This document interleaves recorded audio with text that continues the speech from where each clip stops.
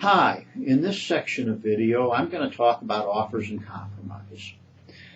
One of the things that we find in our office most frequently with people who owe a significant amount of money to the IRS is that they ask us whether or not they can just pay the tax and maybe get the IRS to waive the penalties and interest. And what we found is that there's two basic ways that we can get that done.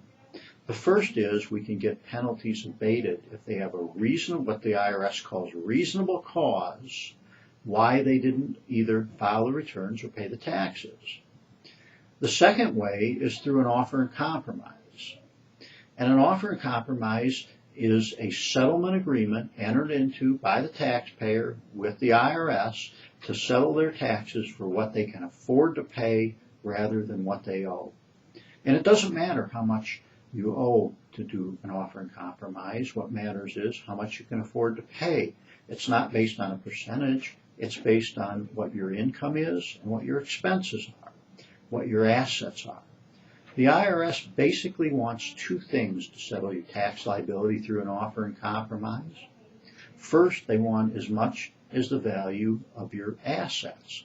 And what they do is they look at, for example, a house. And if a house has equity in it, then they want an amount equal to the equity. They look at your assets, and you're allowed to exempt certain things, household goods, tools of your trade, and things of that nature are not counted when they figure out how much your assets are worth.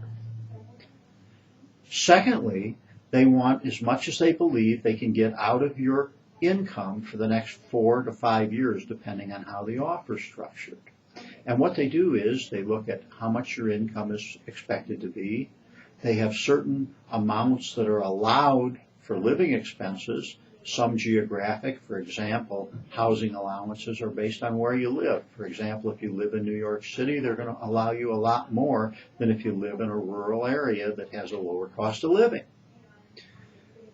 So what happens is we file an offer and compromise with the IRS, and then after a period of waiting, they will negotiate with us. It takes an awful lot of paperwork, though, to do an offer and compromise. The IRS will take an absolutely close look and scrutinize your income, your expenses, and all the financial affairs that you've been involved in. To do